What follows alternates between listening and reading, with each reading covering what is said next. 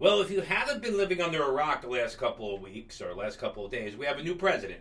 And President Trump has stated that he wants interest rates lowered. Well, aside from debating that, I wanted to find out what are some things the president can do to make homes more affordable beside the lowering of the interest rate, because that's a whole nother conversation that's based upon economic conditions and so on. So I came up with a list of things here with the help of some AI tools to help come up with a list of things that President Trump can do to make housing not only in Nutley more affordable, but the whole state, the whole country. All right? Let's look at our little town first, though. So one of the things that he can do is reduce regulatory barriers, streamline federal regulations that increase construction costs, such as overly restrictive zoning laws and lengthy permitting processes to encourage the development of affordable housing. Now, I just saw him on the news today down in North Carolina talking about, getting rid of the whole permitting or permit process just to get homes built. I don't know if we have to go that far, but have you ever tried to put a deck on your house in Nutley, or put a fence up, or change out a hot water heater? Imagine building a whole house with all that regulatory out there. And that would help with the inventory crunch we are in, because we are still in an inventory crunch. All right? Second one here they got is privatize Fannie Mae and Freddie Mac. Transition these government-sponsored enterprises to private ownership to increase competition in the mortgage market, potentially lowering borrowing costs for home buyers. Okay. I mean, if you ever bought a home, you'll notice that when you get a mortgage, it's not only your down payment and your mortgage you're paying, but there's all these other fees that get thrown in there. That may help with that, the cost of borrowing money to buy a home. So that's number 2. Number 3, utilize federal land for housing. This is interesting.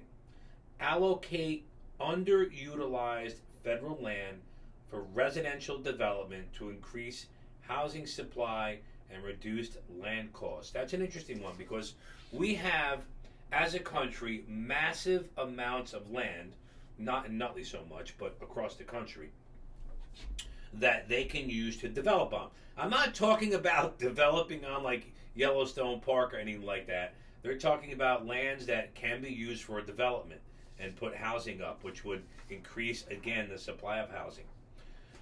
4 is promote energy efficiency. Now, this one's interesting. Encourage the construction of energy efficient homes to reduce utility costs for homeowners, making overall housing expenses more affordable. I don't know how that could be done. Maybe using certain material that would take less, that would reflect heat, would absorb heat. I don't know how that would actually work, but promote energy efficiency. 5, implement tax incentives. Offer tax credits to developers who build affordable housing units and to first-time home buyers to make purchasing a home more attainable. Now, we've done that in the past, and they've given a housing credit, but eventually that money has to come from someone, i.e. the taxpayers. So I don't know about that. I guess they can do it. 6, encourage local zoning reforms. This is an interesting one, especially for my Nutley people. Incentivize local governments to reform zoning laws that limit housing density, thereby increasing the availability of affordable housing. Well, that sounds to me like pushing multi-family development. Now, there are some areas in town where multi-family development may not work. And I don't want to see 100, 200-year-old homes get torn down so a developer could come in and build a multi-family home. So I'm kind of a little biased on that one. 7, support workforce development. Invest in training programs to construction workers to address labor shortages, which can drive up building costs and consequently housing prices. That's interesting. That one is interesting because you could train people to be tradesmen, electricians, plumbers, carpenters, and you've ever tried to hire a carpenter or hire a contractor and you see how expensive it is? Maybe we do need more of that. Maybe vocational training is the key to help with that. But that's something that's going to take time to implement, you know. 8, enhance public-private partnerships. Collaborate with private developers to create mixed-income housing projects, leveraging private capital to expand the affordable housing stock. Again, multifamily or high-density housing they're talking about here. It works in some towns, in some areas. In others, I don't believe it does. Okay, expand housing vouchers. Increase funding for housing voucher programs to assist low-income families in affordable renting housing in the private market. Now, to me, that sounds like Section 8 type of housing. The problem is there's not enough housing out there to begin with. So somebody would have to build it just for Section 8 housing.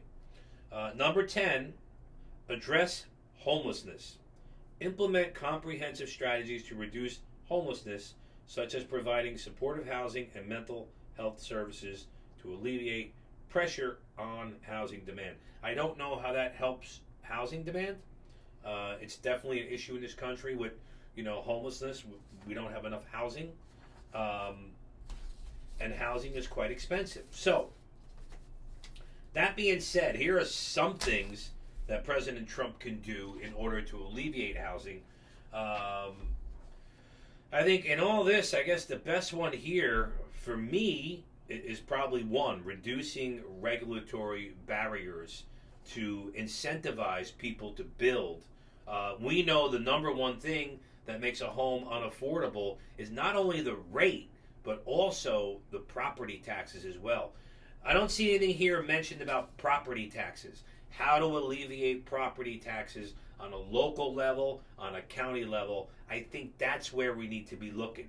Interest rates and taxes. Of course, if they artificially push down interest rates, then we may have inflation pop up. The other thing that may happen is home prices will go even higher up unless we get more homes on the market or quell the demand somehow. If you have any questions about this, Matt DeFede, Realty Executives, Elite Homes. Have a great day.